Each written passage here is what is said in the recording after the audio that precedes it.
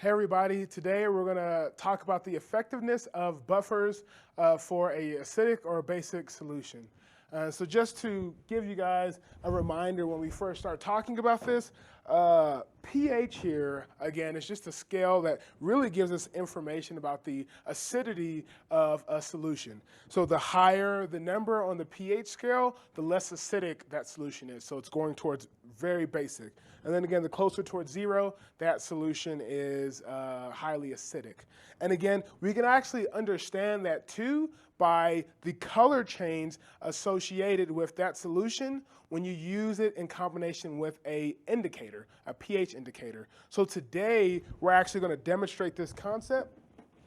And what we did is we mixed some DI water here. Both of these are DI water that has a Yamada indicator in it. So Yamada indicator is a universal pH indicator that'll help us see the color change associated with adding a strong acid or strong base to this particular set of test tubes. And what we have over here is actually a pH buffer of 7. So this pH buffer should help us stay within the pH level of 7 as long as its capacity allows us to do so.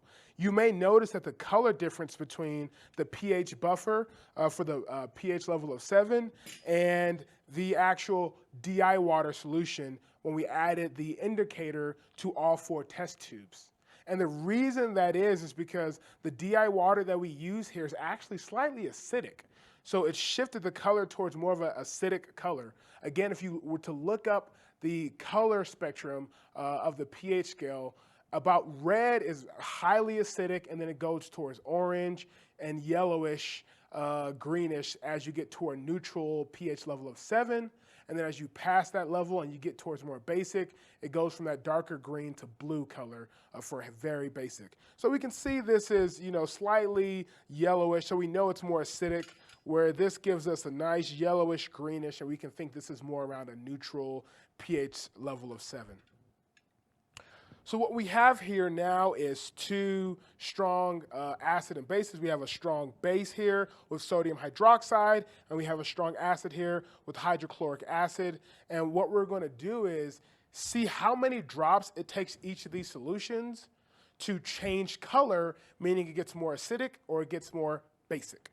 So I have my 2 beakers full of acid and base, and I'm just going to start off with the DI water here. Again, these 2 test tubes, and I'm going to add first the strong base. And let's see how many drops it's going to take me to get the strong base to change the color of the DI water. All right. So I added just about 2 to 3 drops there and immediately see the color change to this very dark blue solution here. So when I pull this out of the rack here, you can really see the color change here, and indicating that it actually changed the solution to a dark blue. All right, when we apply this same concept to adding the strong acid into the water test tube that again has indicator in it, let me add a couple of drops. Yep, again, I added about, let's say, 2 to 3 drops, and we can already see that the color change is getting quite red, indicating that the solution is now becoming, or now is acidic. So that quickly, you can see how drastic the pH can change in these solutions by adding a strong acid or a strong base.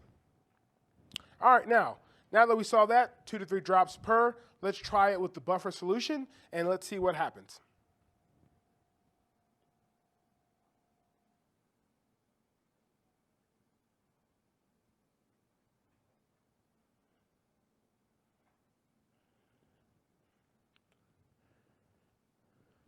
So you can see there, I've added about 15 drops. And just now, it's really starting to turn blue. So 2 to 3 drops versus 15 drops can tell you how significant a buffer can affect in keeping that pH level. And just for old time's sake, let's also try it with the strong acid.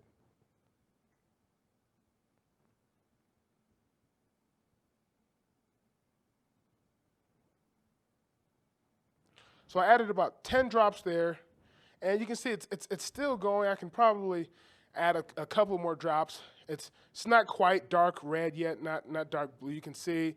So if I was to add, a few more drops there, hopefully I didn't get these mixed up.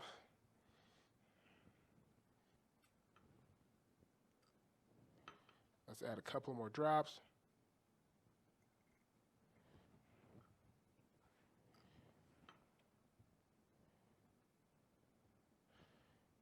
Still going strong, and I'll pretty much stop there. But you can see it's starting to get to a nice reddish solution here, and we know it's getting more acidic. But you can see how many drops it took in comparison. 15 to 20 drops. I'd say anywhere between 10 to 20 drops versus 2 to 3, to get that color to change. So that shows you the effectiveness of a buffer solution. What we'll do last here is just let me briefly explain why this is so effective. So, one of the things that you may have learned in class or heard about is called Le Chatelier's principle. And what it tells us is whenever a solution is at equilibrium is disturbed, it will try its best to return back to a state of equilibrium. So what does that mean? Any buffer in it, for it to work, has an acid and the conjugate base, or it has the base and its conjugate acid. So what happens is you add some acid, say with this top solution here. If you add more acid to that buffer, what will actually happen is it wants to go back to equilibrium. There's too much acid, so it's going to actually convert that acid to its conjugate base so it can establish a new equilibrium. And that way you continue to maintain that pH level, maintain that balance. And it does the same if we do that with the base. But eventually, if you add enough acid or enough base, it will overpower the capacity and capability of that buffer, and it will eventually change to a different pH level. So that's what happened here, and hopefully you got some good understanding of the effectiveness of buffers when we're dealing with acidic or basic solutions. Thank you.